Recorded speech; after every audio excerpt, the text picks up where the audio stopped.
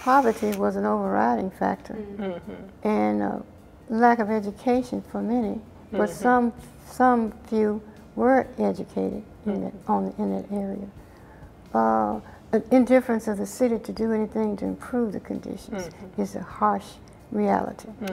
So the sit-ins that you mentioned here, the sit-ins were a natural follow-up of the entangled problems that pre-existed. And it was no way around it. I think the black community needed it and wanted change. They were seeking to have places to sit in the lunch counters and eat, and without any hassle. But equally, their march cry was, you have carpet on your floor, we have rats at our door.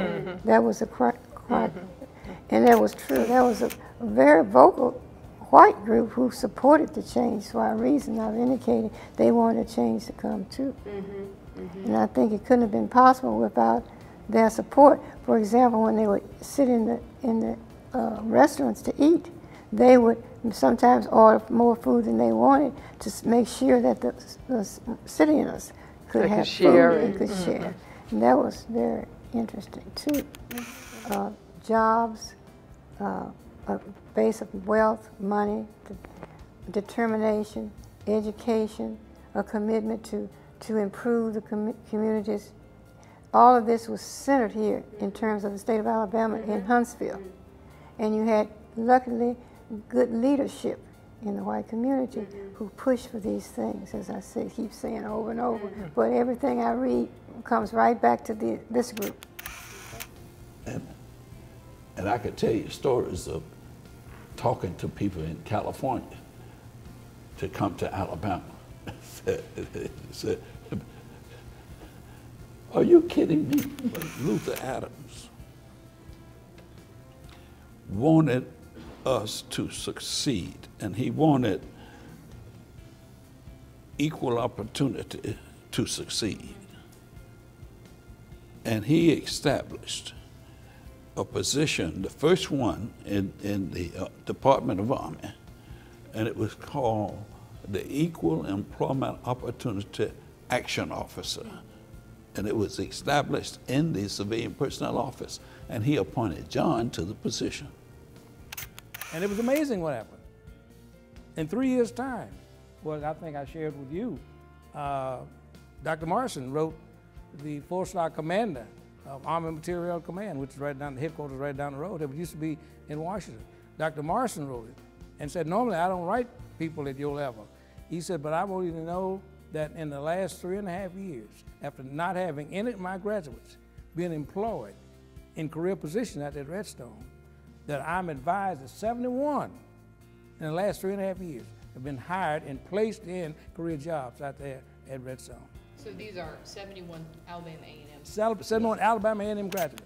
If we are to bring money into Huntsville through you all, we got to establish a climate that will demonstrate to the rest of the country and even the world, if foreign countries coming here, that Huntsville is changing. It's a friendly place. It just so happened that Redstone was the one to be that agent, which he designated. So if it can happen at Redstone, Why can't it happen? why can't it happen here?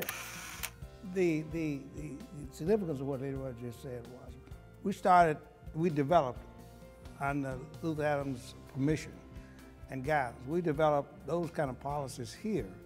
But immediately, the Department of Army, Army-wide, developed those same policies based on what we were doing here.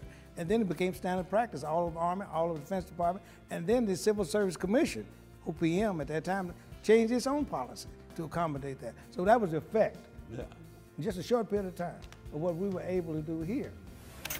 My ancestors came from Virginia and relocated in Huntsville. Primarily, the occupation there was farming. So we would see these two fountains in Crest. One had color, the other had white. And we would stand and just look at them and wonder what was the difference. Why do we have to drink out of this and they drink out of that? Because, as my sister said once, the water is the same color at that particular time. But it was just the distance that we had to walk, and we had to pay to go to school.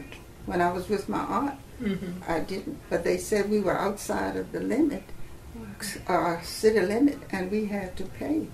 And I remember so vividly, my father would work all day long, come home for lunch, walk back to Jefferson Street, where the Alabama Grocery Company is. Then at night come home, get a bath, walk to California Street to talk to the superintendent about our tuition, because it was $75 each. My goodness. For each semester for each child. And at the time there were 4 of us in school there.